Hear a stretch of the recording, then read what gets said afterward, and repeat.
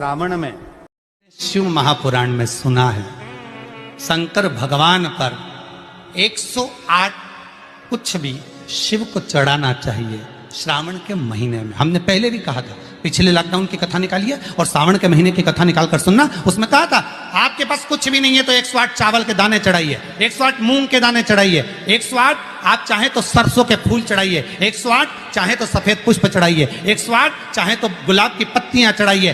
पर सावन के महीने में एक नियम बनाना कि मैं 108 ये वस्तु शिव को समर्पित करती। उसका कारण क्या है? तो स्कंद पुराण में लिखा है शंकर भगवान को सावन के महीने में जब हम 108 कोई वस्तु समर्पित करते हैं तो शंकर उसको लाख और करोड़ों गुना कर कर हमको पूरे वर्ष में प्रदान कर देता है। इसलिए श्रावण महीने में 108 की महत्व।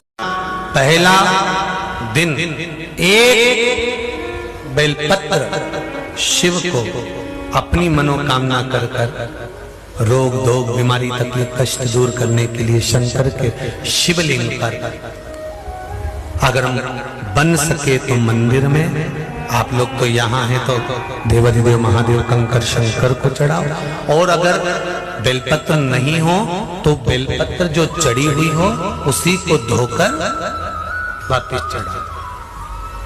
श्रावण के महीने में किसी भी एक सोमवार को अगर व्यापार नहीं चल रहा है, नौकरी नहीं मिल रही है, तो कोई तकलीफ आ रही है, तो कोई कष्ट आ रहा है, कोई रोग बढ़ रहा है, डॉक्टर से ऐसा लग रहा है कि ये बड़ी बीमारी बताने वाला है, शरीर में कोई गांठ पड़ गई है और वो जांच के लिए गई है, तो बिल्कुल श्रावण के महीने में किसी भी एक सोमवार को गंगा जल लेकर जाइए शिव मंदिर में। शंकर जी के मंदिर में थोड़ा सा गंगा जल नंदी को समर्पित कर कर, थोड़ा अशोक सुंदरी को समर्पित कर कर, थोड़ा गणेश और कार्तिकेय को समर्पित कर कर, थोड़ा सा गंगा जल जया विषहरा शामरीवारी दौतली और देव को समर्पित कर कर, थोड़ा सा गंगा जल शिवलिंग पर समर्पित कर दो। उस गंगा जल को वापिस झेल कर लेकर आओ। 3 दिन तक लगातार उस गंगा जल को पीना प्रारंभ करो। उसके बाद जांच के लिए आप कहीं पर भी जाइए, बाबा कृपा जरूर करेगा, ये निश्चित। श्रावण के महीने में किसी भी एक सोमवार को अगर व्यापार नहीं चल रहा है, नौकरी नहीं मिल रही है, तो कोई तकलीफ आ रही है, तो कोई कष्ट आ रहा है, कोई रोग बढ़ रहा है, डॉक्टर से ऐसा लग रहा है कि ये बड़ी बीमारी बताने वाला है, शरीर में कोई गांठ पड़ गई है और वो जांच के लिए गई है, तो बिल्कुल श्रावण के महीने में किसी भी एक सोमवार को गंगा जल लेकर जाइए शिव मंदिर में।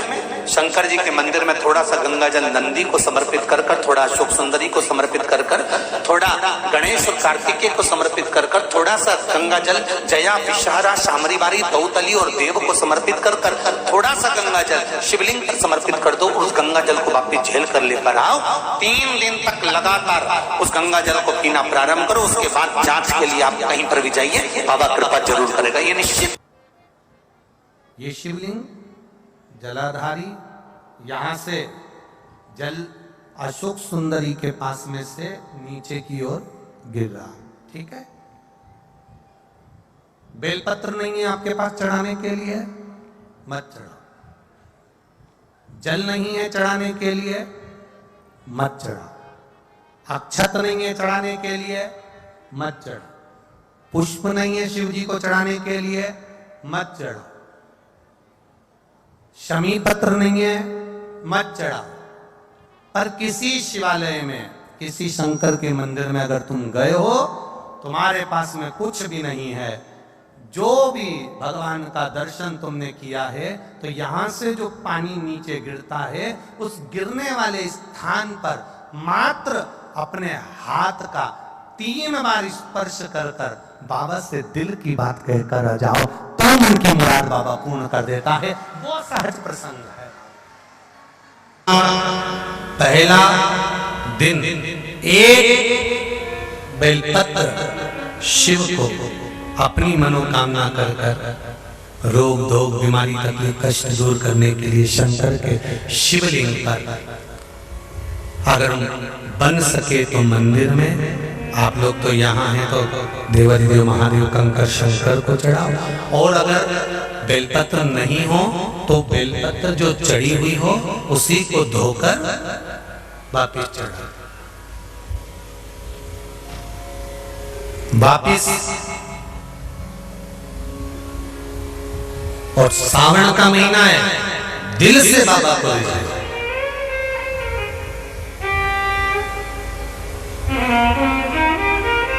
हम धर्म करने के चक्कर में, परमात्मा के भजन के चक्कर में किसी का अपमान ना करें। इसका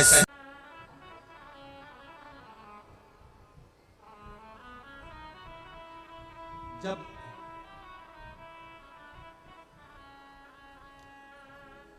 सारी दुनिया की ठोकर खा लो, सारी दुनिया के हाथ जोड़ लो, सारी दुनिया से निवेदन कर लो और उसके बाद भी तुम्हारी दुख की घड़ी समाप्त नहीं हो, तब प्रयास करना तुम्हारे घर में कोई गमला हो, कोई पौधा लगा हो, जो भी पौधा लगा, हम ये नहीं कहेंगे कि वो गुलाब का है कि गेंदा का है कि शमी का है कि बेलपत्री का है, जो पौधा तुम्हारे घर में लगा, जो पौधा, एक प्रयास करना। अभी सावन चालू हुआ है, अगर तुम्हें लगता है कि मेरी दुख का समय समाप्त नहीं हो रहा, मेरी दुख की घड़ी समाप्त नहीं हो रही, तो घर में रहने वाले जितने लोग आस्था चैनल पर कथा सुन रहे हैं, जितने फेसबुक यूट्यूब पर कथा सुन रहे हैं और जितने पुष्कर राज की इस पावन धरा पर बैठकर कथा सुन रहे हैं, उनसे निवेदन करेंगे, श्रावण 2 सावन अब की बार हैं, एक अधिक मास का भी पड़ेगा और एक श्रावण ये पड़ेगा। ये जब 2 श्रावण पड़ते हैं तो इसमें हरि और हर का मिलन होता है, हरि और हर का मिलन, क्योंकि अधिक मास जो है वो भगवान पुरुषोत्तम का है, भगवान विष्णु का, और सावन के मध्य में अगर पड़ रहा है तो देवाधिदेव महादेव के साथ भगवान हरि का मिलन हुआ है, इसलिए इसको हरिहर श्रावण कहते हैं। ये 2 महीने के श्रावण में अगर मान लो एक दिन आपका निकल भी गया, 2 दिन आपके छूट भी गए, कोई दिक्कत की बात नहीं है। जो पेड़ तुम्हारे यहाँ लगा हो, जो पौधा तुम्हारे यहाँ लगा हो, जो वृक्ष तुम्हारे यहाँ लगा हो, जो क्यारा तुम्हारे यहाँ, कुंडी तुम्हारे यहाँ, उसी की मिट्टी को, उसी के पेड़ के नीचे, उसी पौधे के नीचे, उस मिट्टी को थोड़ा सा हाथ से उसको उठाकर एक लिंग की आकृति बना ले। उसमें जलाधारी बनाने की जरूरत नहीं, केवल लिंग की आकृति बनाकर उसी की पूजन वहीं कर कर पानी चढ़ाकर 15 से 20 मिनट बाद अपना काम करने के बाद उसी को उसी मिट्टी में विसर्जन कर दें, अपनी कामना कर कर। देवाधिदेव महादेव 2 महीने के बाद क्या देगा ये वही जान सकता है। वो क्या प्रदान करेगा ये उसके ऊपर। देख लिया हमने, बहुत प्रयास कर कर देख लिया, सारी दुनिया का हमने प्रयोग कर कर देख लिया। इनसे भी पूछा, उन्होंने कहा बाथरूम इधर बना दो, वास्तु शास्त्री ने कहा ये बना दो, ज्योतिषाचार्य ने कहा ये बना दो, उन्होंने कहा ये बना दो, उन्होंने कहा वो बना दो। हमने दुनिया का काम कर कर देख लिया, हाथों की अंगूठियां बदल कर देख ली, नग आभूषण बदल कर देख लिए, सोने की दिशा बदल कर देख ली, सीढ़ियों की दिशा बदल कर देख ली। अब जब सारी दिशा बदल कर देख ली, सारा काम कर कर देख लिया, उसके बाद भी अगर हमारी ग्रह दशा नहीं सुधरे, हमने सबके दरवाजे जाकर देख लिया, देवी देवता उनके भी धोख धोख के देख लिया, पर जब भी अगर हमारी दशा ना सुधरे तो फिर कहीं मत जाना, महादेव के चरणों में जाकर बस उसकी आराधना में लग जाना, हो जाएगा। जो माताएं श्रावण के सोमवार का व्रत करती हैं वो पशुपति व्रत मत करना। जो श्रावण के सोमवार का व्रत नहीं करती हैं वो पशुपति व्रत कर सकती हैं, उनको पशुपति व्रत करने का मना नहीं। पर यदि श्रावण का व्रत आप पहले से करते आ रहे हो, श्रावण महीने का व्रत करते आ रहे हो, या श्रावण के महीने में तुम सोमवार करते आ रहे हो, तो फिर पशुपति व्रत ना करते हुए इसको 1 महीना, भले 2 हुए हो, 3 हुए हो, 4 हुए हो, रोक दो। फिर अगला जब श्रावण पूर्ण हो जाए फिर जो सोमवार आए फिर चालू कर दो। पर अगर श्रावण का व्रत करते हो तो, और अगर श्रावण का व्रत नहीं करते हो तो पशुपति व्रत चालू है। मना नहीं। श्रावण के महीने में जल चढ़ाने के पात्र 2 कर लो। कितने पात्र कर लो? जम के बोलो जरा। 2 पात्र कर लो, भले 2 हाथ में लेकर मत जाओ, एक के ऊपर एक कलश लेकर जाओ। उसका कारण क्या है? शंकर भगवान ने मां पार्वती के सम्मुख में गंगा का आवाहन करा था। तो गंगा जी ने आकर पूछा था, स्वामी जब पार्वती आपके नजदीक में विराजमान है तो मुझे बुलाने का कारण क्या था? भगवान शंकर कहते हैं, श्रावण का महीना प्रारंभ हो रहा है, जब मेरे ऊपर सृष्टि का भार आएगा तो मुझे गंगा और पार्वती दोनों की जरूरत पड़ेगी। जब घर में विवाह आता है, शादी आती है, कोई फंक्शन आता है, कोई मेहमान आते हैं, तो थोड़ी ड्यूटी बढ़ जाती है। रोज 8 बजे उठते हो, पर शादी रहती है तो कितनी बजे उठना पड़ता है? सुबह 6 बजे 7 बजे। यहाँ पर भी आप रोज अपने घर पर उठते होगे 8 बजे तक 7 बजे तक, पर यहाँ तो तुम जब सो रहे होगे तो सवेरे कब हो जाती है और रात कब हो जाती है तुम्हें नहीं मालूम पड़ता होगा कि कब रात होगी कब सुबह होगी। लोग ढोलक पीते पीते पीते पीते 11, 12, 1 और तुम्हारी लग गई झपकी और बज गई 3:30, सब लग गए लाइन में नहाने और तुम भी भगी जल्दी से नहाने।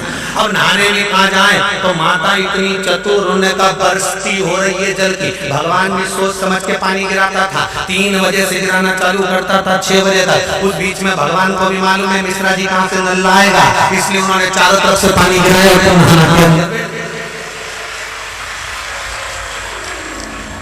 बोलो सही है कि गलत है?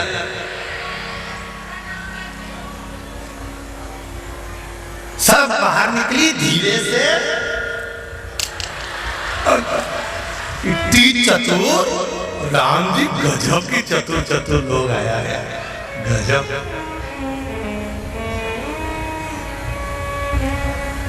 पर एक बात कहूंगा, दिल लेकर आए हो, मेरा महादेव भी तुमको दिल से लुटाएगा। दिल लेकर आए हो। कल हम जब आप लोगों से मिलने, हमारा नियम है जो हम जहाँ भी कथा भी करते हैं, चाहे रायसेन करी हो, चाहे सागर करी हो, चाहे जहाँ कथा करते हैं वहाँ रात में जो लोग रुकते हैं उनसे प्रयास रहता है कि थोड़ा मिले। एक नियम बना रखा, भले वो 1,00,000 लोग हों, 25,000 हो, 50, और जितने टेंट लगते हैं सब में मिलने का मन करता है। आपसे कल भी मिलने आए थे और कई लोगों की आंख में आंसू भी थे, कई लोगों के हृदय भी नम थे कि हम अब कल चले जाएंगे। पर दुख मत करना,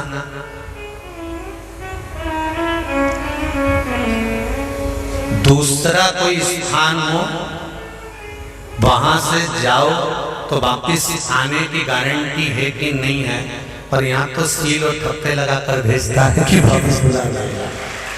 तो फिर क्या दिक्कत? उसकी आराधना मात्र करिए।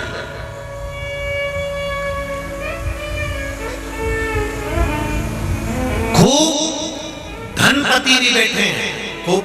आप लोगों में कोई कमी नहीं है, किसी की यहाँ जमीन है तो किसी की गाड़ी है तो किसी का बंगला है, किसी की सत्ता है, किसी का आनंद है, बहुत बैठे हैं। पर आप लोगों ने 7 दिन जो कथा, एक ये पटिया लगा हुआ है, तख्ता लगा हुआ है और उस पर आराम से सोकर 7 दिन कथा का रस स्वादन जो करा है वो जिंदगी भर नहीं भूल पाओगे। बाबा इतना देगा कि आप लोग उसकी कृपा ही बरसती है।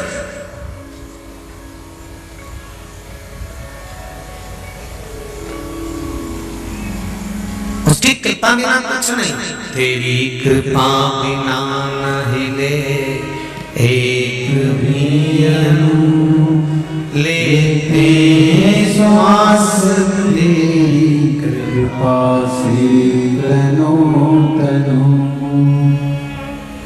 बाबा की कृपा होती है तो आना होता है।